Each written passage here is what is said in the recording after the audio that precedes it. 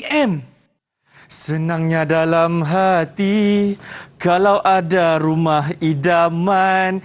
Sila tengok atas bawah rumah yang cantik. Wah, satu lagi. Senangnya dalam. Cukup. Alright, Assalamualaikum warahmatullahi wabarakatuh. Salam sejahtera. Apa khabar semua? Sihat? Alhamdulillah. Baik, anda sedang menyaksikan Road to Success SPM yang bersiaran secara langsung di Didik TV KPM. Baik, mesti anda semua tertanya-tanya, dah kenapa pula saya menyanyi lagu tadi? Tiba-tiba lirik pula ditukar dengan ada rumah idaman. Iyalah, hari ini subjek yang kita nak belajar adalah pendidikan seni rekaan visual ataupun hiasan dalaman. Kalau nak tahu betul tak betul, kan dekat sini ada. Dekat sini pun ada juga. Tapi apa yang saya seronok sangat sebab cikgu kita ni, beliau memang cukup hebat. Dengan kata dia ada 10 buah rumah. Rumah dia semua cantik-cantik. Nak tahu siapakah guru ini? Jom kita tengok profil guru hari ini. Cantiknya kalau...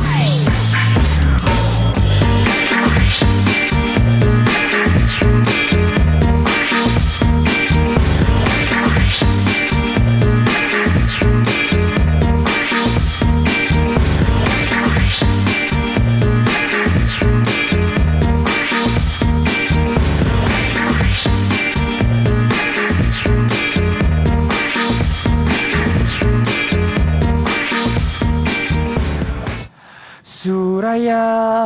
Itu nama dia, Cikgu Suraya Hani. Assalamualaikum, Cikgu. Waalaikumsalam warahmatullahi wabarakatuh. Sihat, Cikgu? Alhamdulillah. Ya, beliau ini merupakan Ketua Panitia Pendidikan Seni Visual. Hebat bukan, Cikgu? Rumah yang ke-11 bila nak siap?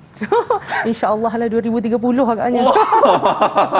Lambat lagi, Cikgu kan? Lambat lagi. Ya, Cikgu. Sebab ada 9 yang menunggu ni. Ada 9 menunggu. Wah, banyak duit.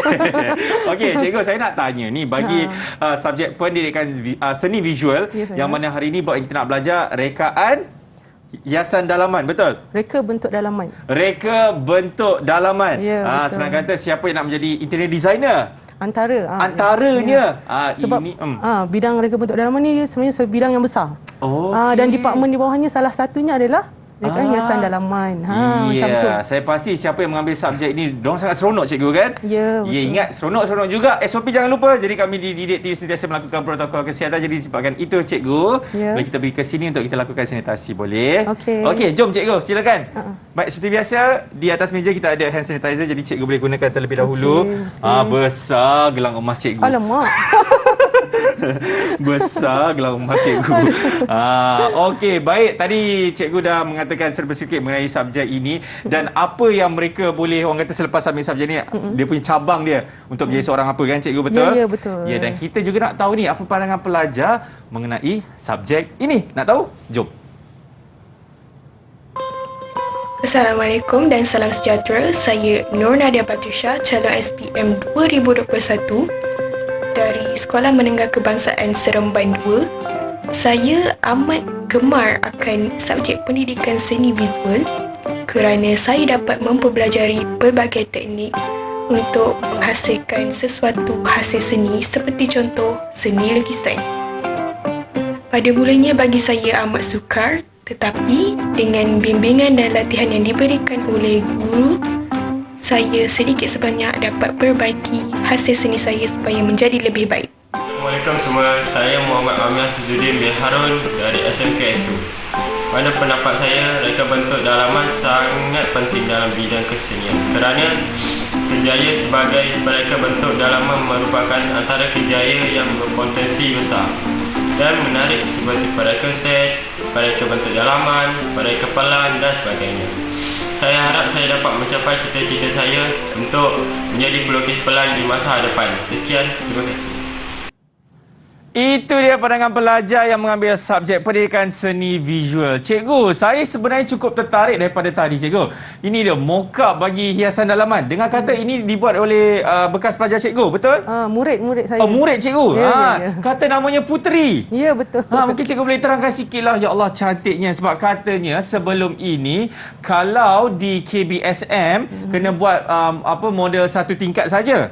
Betul, Cikgu? Bukan. Kalau KBSM, selalunya lah. Okey. Murid kita tak advance sangat. Okey.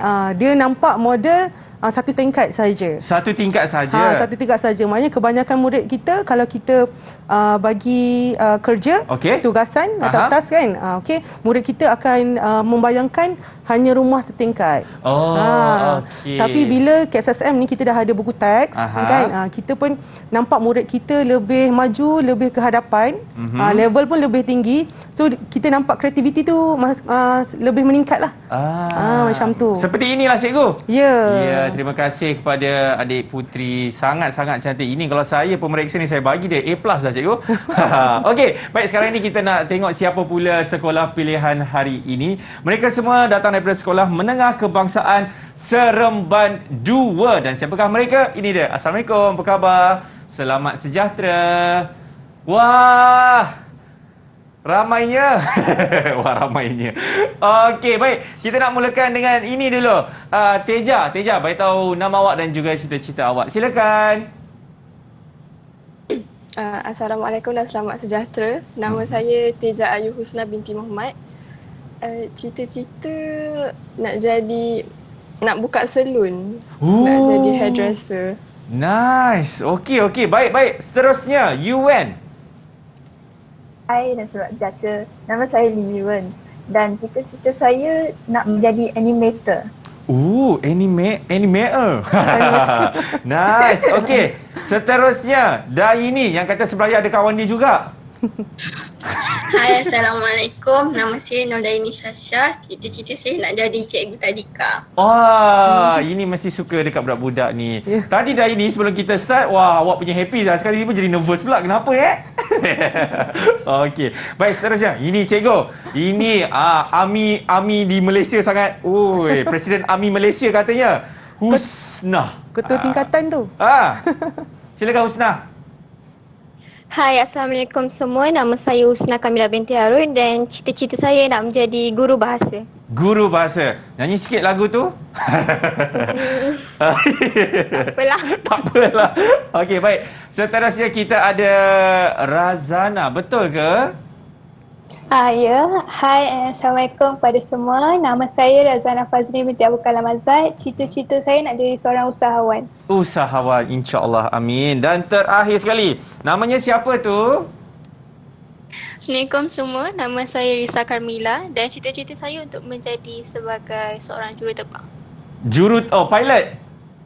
Pilot. Nice. Okey, baik, itu dia antara pelajar-pelajar yang akan bersama dengan kita semua pada petang ini, cikgu. Daripada Sekolah Menengah Kebangsaan Seremban 2. Cikgu dah bersedia nak mengajar? InsyaAllah. Relax dulu, cikgu. Kita nak berhenti rehat. Selepas ini kita akan mulakan dalam Road to Success SPM 2021. Didik TV KPM. Didik TV KPM. Assalamualaikum dan selamat sejahtera semua. Saya Muhammad Naim dan ini adalah pandangan saya tentang reka bentuk dalaman. Saya dapat mengetahui banyak perkara tentang kerjaya dan khusus yang ditawarkan di universiti tempatan. Sekarang saya sudah tahu bahawa terdapat banyak bidang kerjaya yang luas seperti pereka set dan juga pereka ruang pameran. Saya berharap bahawa cita-cita saya untuk menjadi pereka set tercapai. Terima kasih. Okey, masih lagi menyaksikan Road to Success SPM 2021. Baik, ini aku nak update sikit mengenai kes COVID harian di Malaysia, cikgu. Cikgu rasa berapa hari ni, cikgu? Tak pastilah 4,000 kot. Berapa? 4,000. Ya, cikgu, salah. Kes hari ni 5,803. Jadi kepada anda semua, berkata kita sama-sama kita jaga kita, sila patuhi segala SOP supaya putusnya rantaian COVID-19 ini, cikgu kan. Amin, insya-Allah. Baik, cikgu. Saya pasti semua dah tak sabar dah ni, terutamanya Risa. Tadi dia cakap kat saya, "Abang cepatlah nak belajar." Ya, sabar Risa. Relax. Jadi tanpa membuang masa lagi, ayo kita mulakan bagi subjek pendidikan seni visual bagi bab reka bentuk dalaman. Bismillahirrahmanirrahim. Silakan Cikgu Hani. Okey. Untuk semua, nak murid semua. Okey, hari ini cikgu akan beri sedikit perkongsian berkenaan tajuk reka bentuk dalaman. Okey, pendidikan seni visual tingkatan 4 KSSM. Okey, tajuk 6. Ini kita punya tajuk hari ini. Okey. sebelum kita meneruskan pengajaran dan pembelajaran, suka cikgu ingatkan kamu tentang standard kandungan reka bentuk dalaman. Okey, kita ada 4 standard kandungan, iaitu 6.1 pemahaman terhadap prospek kerjaya pereka bentuk dalaman. Kemudian 6.2 eksplorasi dan aplikasi pengetahuan dalam penghasilan konsep.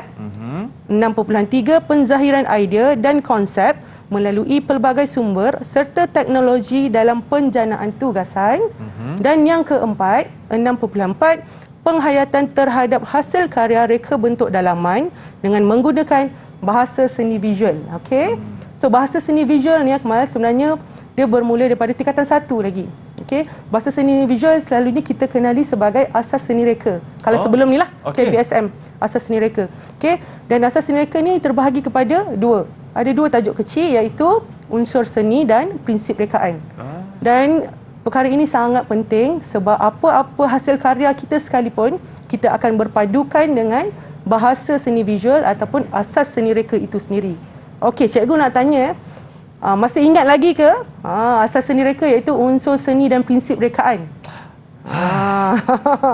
Suka cikgu nak bertanya ke anak-anak cikgu ni. Ya, ini soalan tiba-tiba dia keluar ni.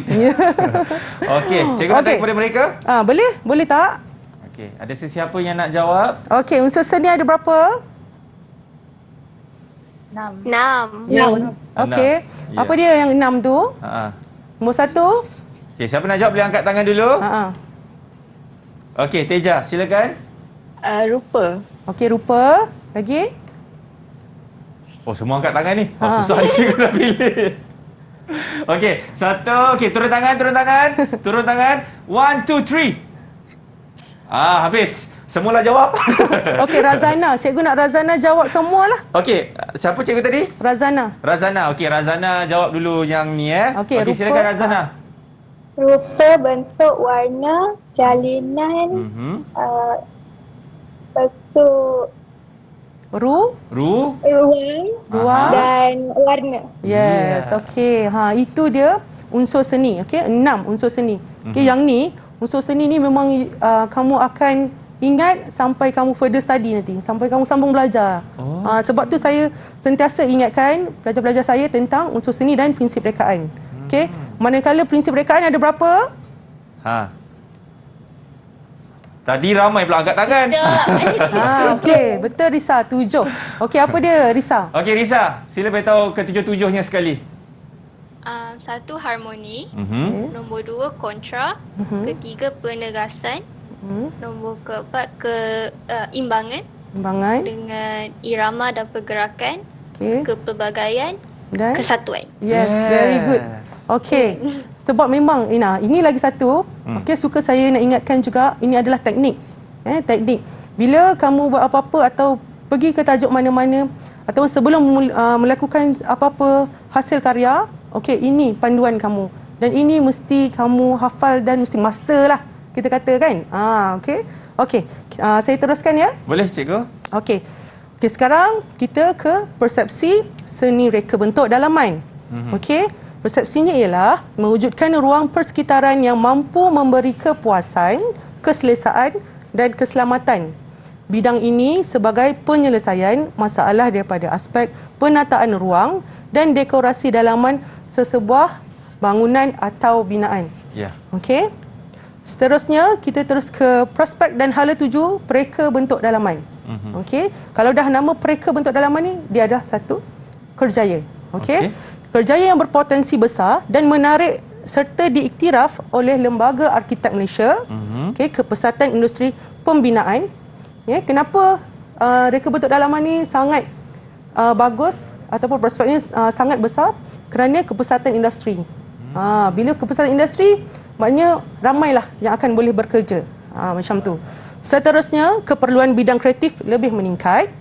Dan skop bidang adalah merangka pelan lantai, meletakkan susun atau ruang dan objek sesebuah bangunan. Contohnya, hotel, pejabat, rumah kediaman, restoran dan pentas teater. So, sekarang ni mungkin ada murid-murid yang kurang faham ataupun murid-murid yang kurang pendedahan. Okey. Kalau reka bentuk dalaman ni, you jangan tertumpu pada hiasan dalaman saja. Kan kita sekarang ni yang saya nampak lah kan, masyarakat kita pun kita kena bagi sedikit kesedaran lah. Okey. Kalau kita dah belajar ni, okey, maksudnya mereka bentuk dalaman ni, dia punya skop lagi luas. Bidang dia lagi luas.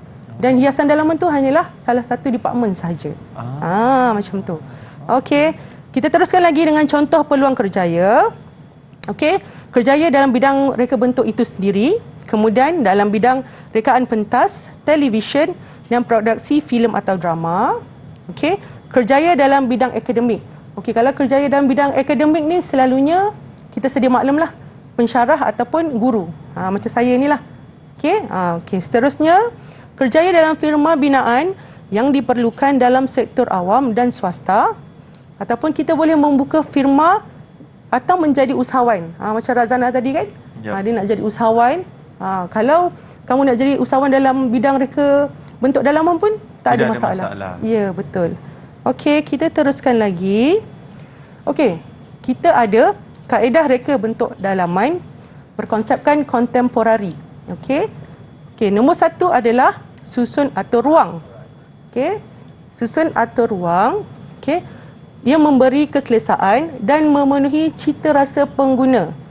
Kemudian, contoh bentuk susun atur iaitu bentuk L, I, H, U, G dan bentuk pulau. Okey, kalau bentuk susun atur macam ni, Akmal, awak rasa dekat bahagian mana? Yang ini cikgu bentuk susun atur. Saya rasa nasib baiklah Teja boleh tolong saya. Teja, agak-agak kat mana Teja? Boleh tolong? Teja? Teja. Assalamualaikum. Ya. Okey, kalau bentuk susun atur iaitu bentuk L, I, H, U, G dan bentuk pulau ni selalunya dekat kawasan mana? Dekat area mana yang kita sesuai buat reka bentuk? Dapur. Ya, betul. Yeah. Sebenarnya kesesuaiannya adalah dekat bahagian dapur. Kalau dekat rumah kediaman, bahagian dapur lah yang sesuai dengan susun atur yang sebegini. Ya. Okay? So, saya tengok ada bentuk pulau island selalu orang buat dekat dapur tu. Betul. Pandai ni, bijak ni. Saya saja tak nak nampak pandai cikgu. Okey, kita teruskan lagi. Okey, pengudaraan. Okey, pengudaraan. Faktor penting dalam pergerakan angin dan udara. Okey. Kemudian penggunaan kipas, penyaman udara, pintu dan tingkap. Itu untuk pengudaraan suatu ruang lah dalam reka bentuk dalaman, sangat penting. Okey, kita teruskan. Yang ketiga iaitu pencahayaan. Pencahayaan menyerikan suasana, memberi keselesaan dan membangkitkan perasaan melalui sumber semula jadi dan buatan manusia berkait dengan kedudukan pintu dan tingkap. Okey, kalau pencahayaan dia ada semula jadi dan buatan manusia. Kalau semula jadi itu pencahayaan daripada mana?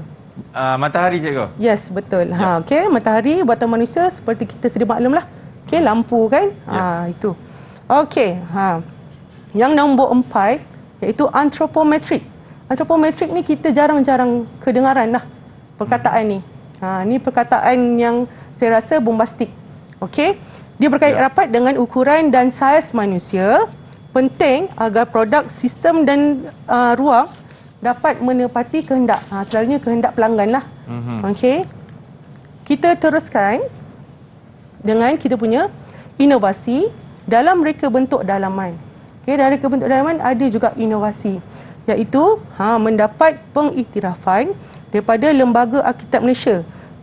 Ini adalah satu badan yang mengawal selia profession ini.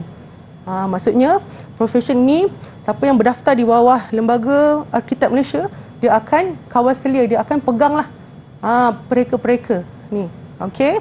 Kemudian PPDM atau MIID, iaitu satu pertubuhan pereka bentuk dalaman Malaysia. Meningkatkan pertubuhan ini adalah untuk meningkatkan industri dan mengadakan pelbagai aktiviti untuk kesedaran masyarakat. Dia nak timbulkan minat, nak timbulkan kesedaran masyarakat tentang reka bentuk dalaman. Okey. Mungkin satu masa dulu reka bentuk dalaman ni kurang diketahui. Kurang mendapat pendedahan. So, sekarang ni bila ada pertubuhan macam ni sangat baguslah. Betul. Okey. Seterusnya, pelbagai pertandingan diadakan.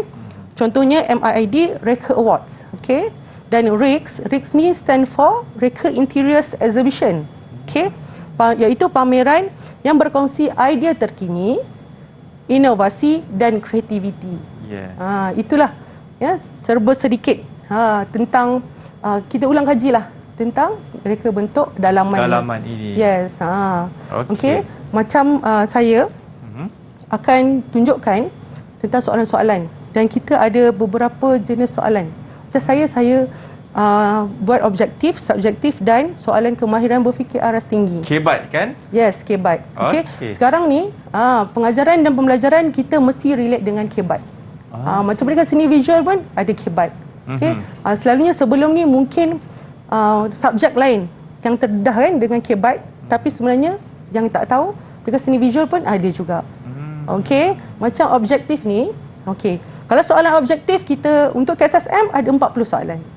Dan 40 soalan Yes, 40 soalan. Okey, dia ada aneka jawapan lah. Okey. A, B, C, D. Kemudian subjektif, murid kena tulislah. Kan? Dan kemahiran berfikir atas tinggi, okey, murid kena berfikir. Okey, subjektif ni selalu yang ada di depan mata lah, dalam buku teks, ada okey, dia boleh cari dalam Google apa semua kan. Tapi kalau kemahiran berfikir aras tinggi, you kena fikir sendiri macam mana. Macam tu. Berfikir di luar kotak cikgu kan, senang kata.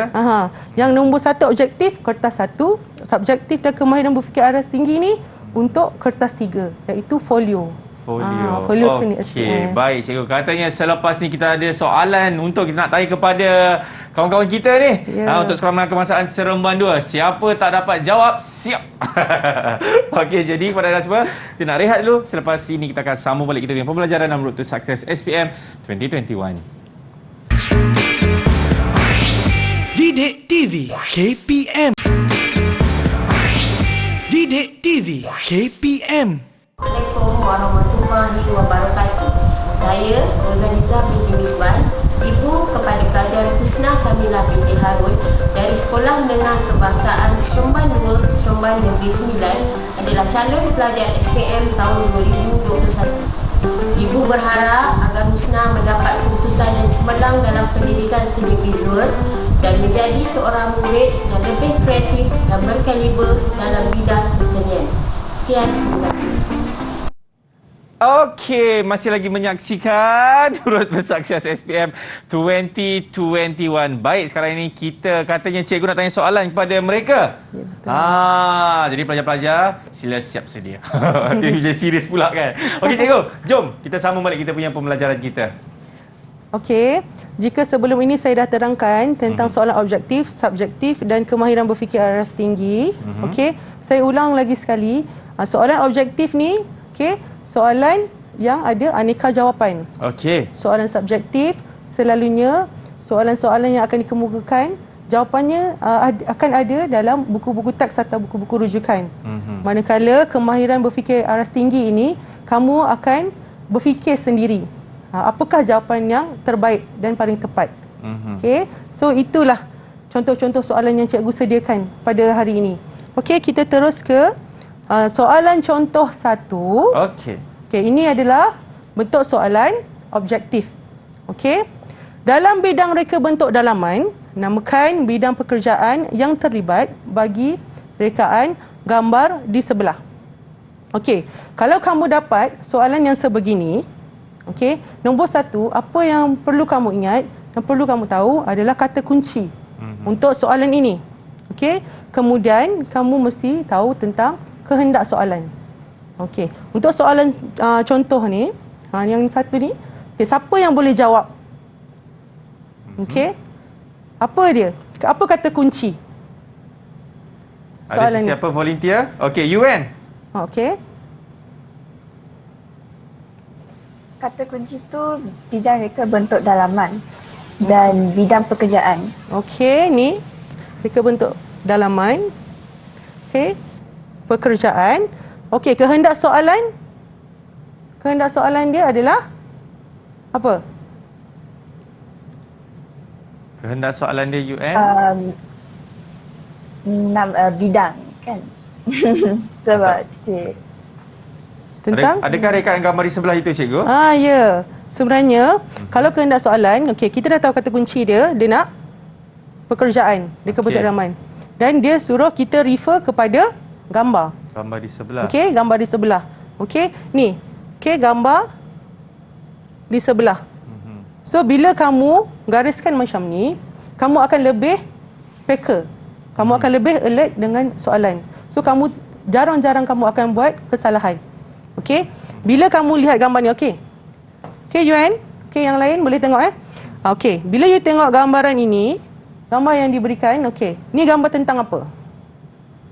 Sebuah pentas. Ya, sebuah pentas dan di sini adalah apa? Okey, ini adalah pentas. Kan? Ni apa? Tempat duduk penonton. Yes. Okey, ini tempat duduk penonton. Okey, itu adalah dia punya hint. Itu adalah dia punya petunjuk. Okey. Bila dia berkaitan dengan pentas, dia berkaitan dengan tempat duduk penonton. Okey, petunjuk dah ada di sini. Okey. So kita go through one by one. Okey, jawapan dia apa, Yuan? Jawapannya prerequisite. Okey, you jawab jawapannya adalah prerequisite. Tapi kenapa jawapan dia bukan pelukis plan? Kenapa jawapan dia bukan pereka bentuk dalaman? Kenapa jawapan dia bukan pereka ruang pameran? Ini teknik ya. Teknik. Bila kamu dapat soalan macam ni, sebab apa? Saya dah implement. Okey? Bentuk soalan yang sebegini dan saya dah implement kepada murid-murid saya. Bila kita dapat soalan macam ni, okey, bukan sahaja kita dah tahu prerequisite itu sahaja. No. Bila you dapat soalan macam ni, you akan buat lebih detail. Okey, contoh kamu tak tahu pun, kamu macam confused, kamu macam keliru. Antara prerequisite ke pereka ruang pameran? Kamu ada kekeliruan di situ. Okey. Kemudian kamu dah pasti B ni pelukis plan. Okey. Kalau pelukis plan mesti ada lukisan gambaran pada atas. Betul. Tapi ini tak ada sama sekali. So kita pangkah. Okey, so kita dah tak nak tengok lagi. Okey. Kemudian C, pereka bentuk dalaman. Okey, you memang familiar dengan pereka bentuk dalaman. Dia tak ada pun warna dinding, dia tak ada pun langsir, dia tak ada pun perabot. Okey, so pereka bentuk dalaman pun bukan. Okey, dan akhir sekali adalah pereka ruang pameran. Okey, macam mana you nak differentiate tu? Kan? Antara pereka set ke ruang pameran. Di sinilah petunjuknya. Tempat duduk penonton itu. Yes. Bila you boleh imagine, you boleh berimajinasi, kalau ruang pameran jarang ada penonton yang duduk, kamu akan santai bergerak. Berdiri dan bergerak. Betul. Kalau macam tu. So bila kamu akan imagine macam tu, okey, ini pun salah.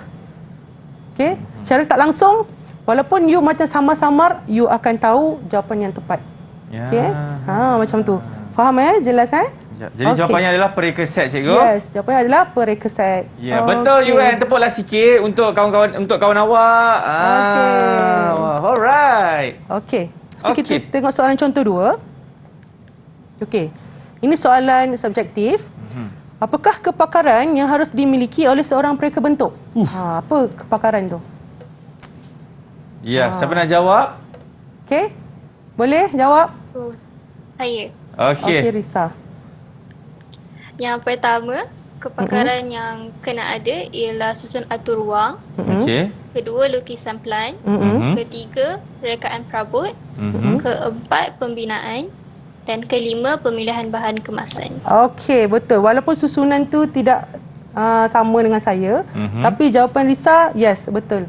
Semua ada di sini. Okey, iaitu susun atur ruang, lukisan plan, pemilihan bahan kemasan, rekaan perabot dan juga pembinaan. Yes. Okey. Selalunya soalan macam ni kita boleh refer je buku teks kita. Okey. Baik. Bagi tepuk sikit untuk Risa. Terima kasih Risa. Nice one Risa. Okey. Okey, kita teruskan dengan soalan contoh 3. Okey, apakah tujuan utama menghasilkan reka bentuk dalaman? Ya. Apakah tujuan utama menghasilkan reka bentuk dalaman? Okey. Siapa yang boleh?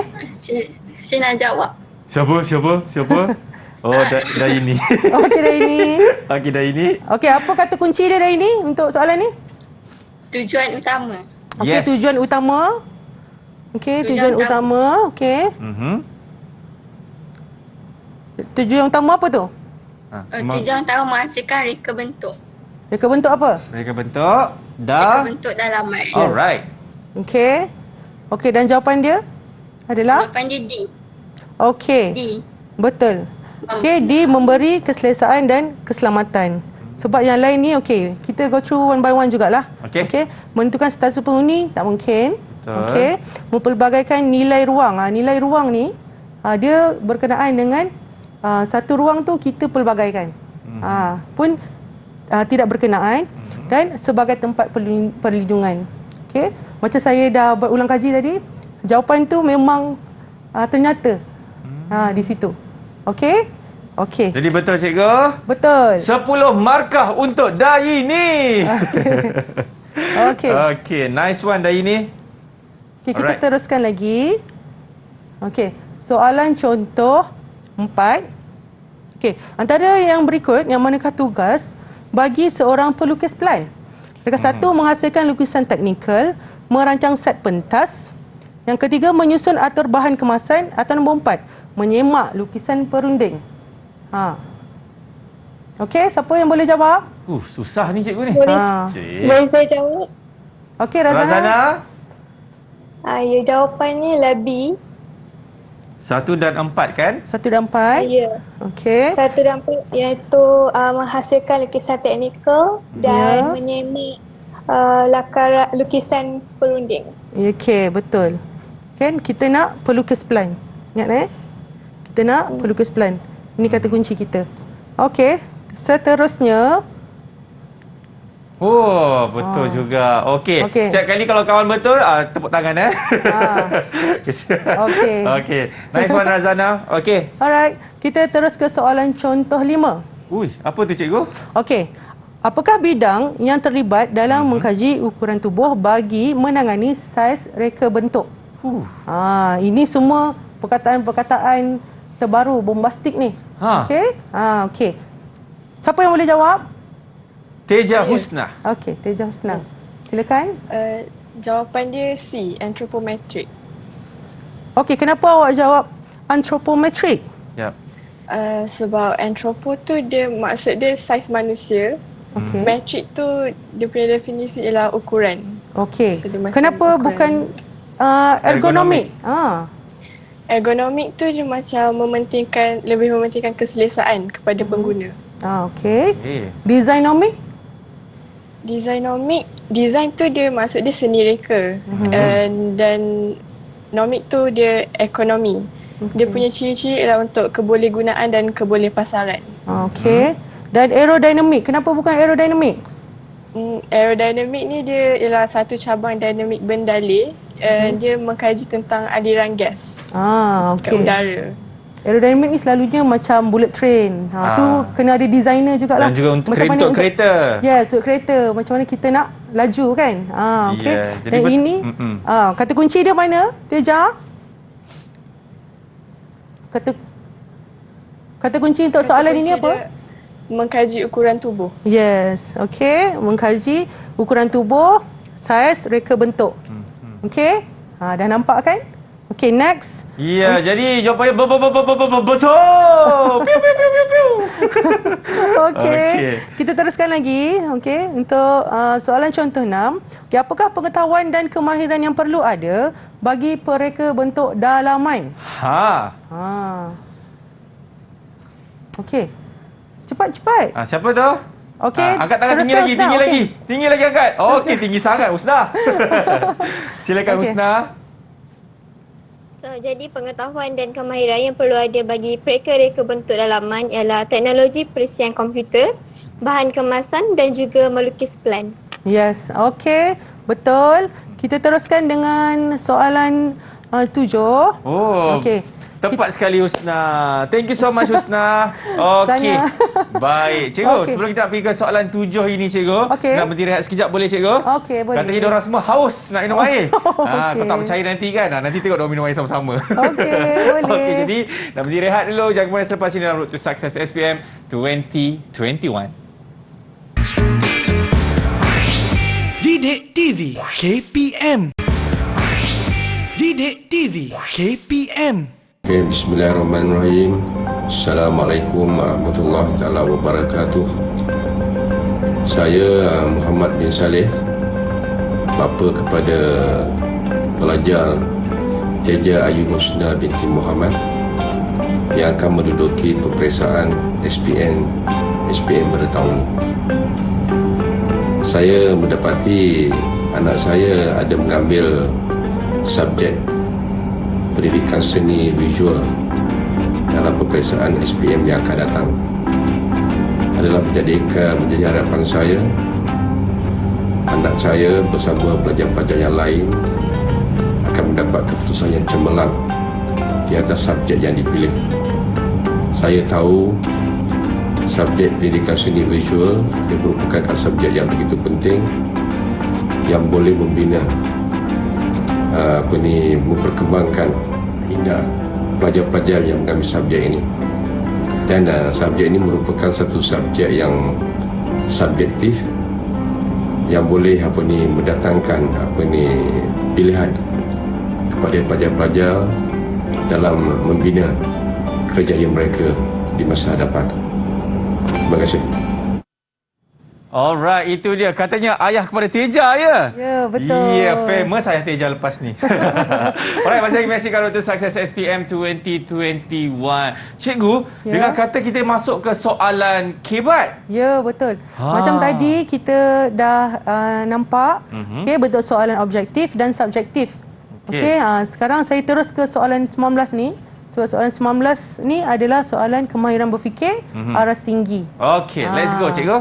Okey, soalannya ialah apakah perbezaan antara konsep rekaan dalaman kontemporari dengan tradisional? Okey, so kena faham tentang kontemporari, kena faham tentang konsep tradisional. Okey, cikgu nak Razana jawab boleh? Boleh Razana? Boleh tak? Boleh cikgu. Okey, silakan Razana. Perbezaan antara konsep kontemporari dengan tradisional yang utama ialah perabotnya.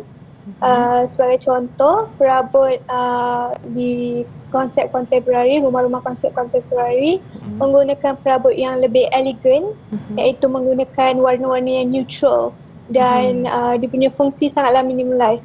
Kalau kita bandingkan dengan konsep tradisional pula, dia punya perabot ni lebih dramatik daripada segi ukiran dia dan juga warna yang digunakannya. Ya, betul. Ya, tepat sekali. Okey, bila kita menjawab soalan-soalan seperti ini, nombor satu, apa yang perlu kamu ada adalah kamu mesti buat research. Kamu mesti buat kajian, sedikit kajian. Okay, sekarang ni semua di hujung jari. Kalau zaman cikgu dulu, masa cikgu belajar, semua kena buka buku. Kita mesti buka buku. Tengok kat majalah juga kadang-kadang kan. Yes, banyak sumber kita. Sumber kita bukan di hujung jari. Sekarang ni kalau macam murid zaman sekarang lah kan, kalau nak sumber daripada majalah, dah boleh. Dan berpuluh-puluh majalah dia boleh pilih sumber tu. Okey, kalau dia nak ambil dalam negara boleh, di luar negara pun boleh. Tidak ada masalah. Yes, tak ada masalah. Sebab tu bila Razana memberi jawapan tu, maksudnya kita macam saya, cikgu kan. Cikgu boleh nampak bahawa Razana memang study, memang mencari jawapan. Di mana-mana sumber. Dan sebab tu jawapan tu tepat. Tanya Razana. Razana. Aigo Omo. Okey. Sedikit tambahan. Kalau soalan macam ni, okey, kita bukan berkaitan dengan soalan objektif atau kertas satu. Yang ni kita akan berkaitan dengan soalan kertas 3. Kertas 2 memang kita tak usik lah, sebab kertas 2 memang untuk seni halus. Okey. Kertas 3 ni bila mana kita kena buat folio dan kita kena menghasilkan produk. Bila kita menghasilkan folio dan produk, kita mesti ada kita punya idea yang tersendiri. Bila kita ada idea tersendiri, inilah yang kita perlu buat. Kajian tu, research tu. Daripada mana kita dapat? Betul tak? Tepat tak? Macam sebelum ni, okey, kalau tak ada kajian, mungkin kamu jawab pandangan kamu. Tanpa knowledge, tanpa ilmu. Okey, tapi bila kamu buat sedikit kajian, kamu buat sesuatu itu, hasil karya itu berdasarkan ilmu atau knowledge. Macam tu. Sebab tu sekarang Akmal, bila kita berdepan dengan KSSM untuk soalan kertas 3, murid-murid kita harus wajib keluar, come up dengan new idea. Mesti. Macam saya guru inovasi. Bila kita ke luar negara, bila kita bertanding di luar negara, kita boleh tengok saya ada 112 negara semasa bertanding tu. Dan semuanya sama. Sekolah rendah dan sekolah menengah. Bila sekolah menengah dan rendah ni, dia akan compete each other. Bila dia keluar dengan idea-idea inovasi, yang sesuatu yang kita rasa macam kita pun tak jangka, kita pun tak tahu. Sebab tu KSSM, kelebihan dan kebaikannya adalah kita memang nak murid-murid kita menjana idea. Untuk apa? Untuk di masa akan datang untuk bersaing. Betul. Dalam itu dunia setuju, global. Bagi tepukan kepada cikgu. Saya nak awak faham ni sebab ini semua teknik. Betul. Ini semua teknik. Kalau you buat produk, kalau you buat folio, kalau you buat kertas 3 tu tanpa tujuan, ataupun tidak mengkaji apa-apa, berdasarkan diri kamu, idea kamu sahaja, dia tidak meluas dan pasaran tu mungkin tidak akan boleh pergi lebih jauh. Macam tu. Sebab tu level sekarang ni memang tinggi. Faham. Seterusnya cikgu nak tanya, Risa lah. Soalan yang sama. Saya nak tanya Risa, sama ke tidak jawapan dengan Razana tadi? Masih di soalan yang sama cikgu. Yes, masih lagi soalan yang sama. Silakan Risa. Jawapan saya more to maksud.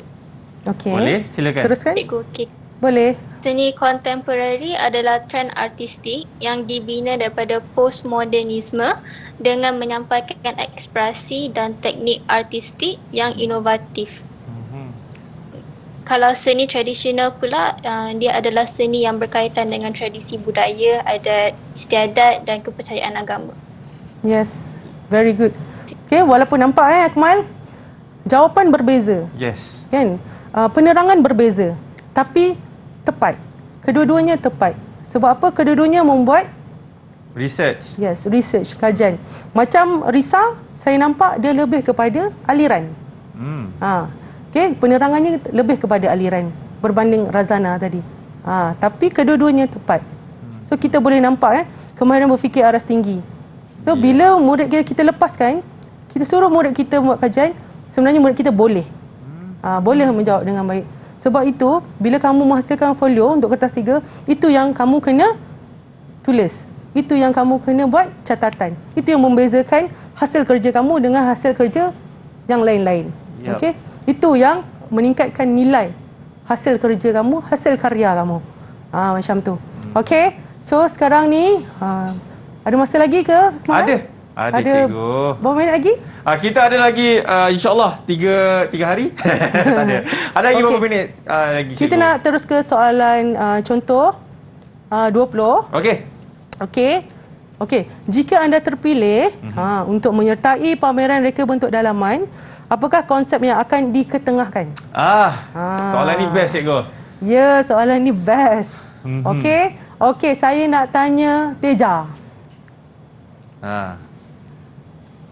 Jom kita dengar. Kita dengar apa jawapan Teja. Kalau saya akan mempertengahkan konsep contemporary plus minimalist. Gabungan. Boleh, tak ada masalah. Since contemporary ni dia macam ikut trend semasa, barang akan lebih mudah dicari, dan kalau minimalist dia nampak simple tapi akan menarik perhatian ramai orang.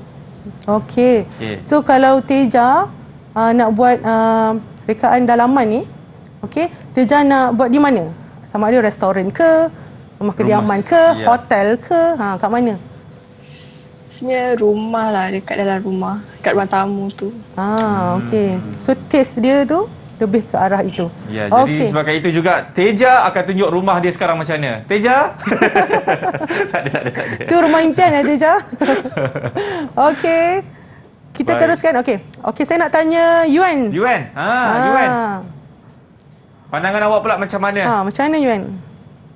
Saya nak ambil konsep Scandinavian. Wow, cantik. Alright. Kenapa tu? sebab dia nampak simple, ringkas dan dia pun juga minimalis. Betul. Saya ambil dia sebab saya suka macam dekat IKEA, tahu tak IKEA? Oh ya. Ya, design. Mereka design tu wah, cantik. So saya nak gunakan design macam tu letak dalam rumah saya. So saya ambil macam tu. Okey. Ini mesti selalu pergi IKEA tu. Kalau tak lockdown ni mesti dia orang dah pergi ni. Ya, jadi kalau nak jumpa UN, pergi IKEA. UN ada kat situ setiap hari. Okey, jadi cikgu, terima kasih banyak-banyak cikgu di atas orang kata ilmu yang cikgu kongsikan kepada kami semua. Saya pasti anak-anak cikgu ni akan berjaya dan bukan saja anak-anak cikgu, anda juga menyaksikan kami di Road to Success SPM 2021 insya-Allah. Baik, jadi kita sampai di sini saja. Selepas ini kita akan ada subjek bahasa Mandarin pula. Anda semua jangan ke mana. Terima kasih banyak. Saya Akmal Nazri. Semuanya dalam Road to Success SPM 2021. Bye-bye. Lambai semua. Bye.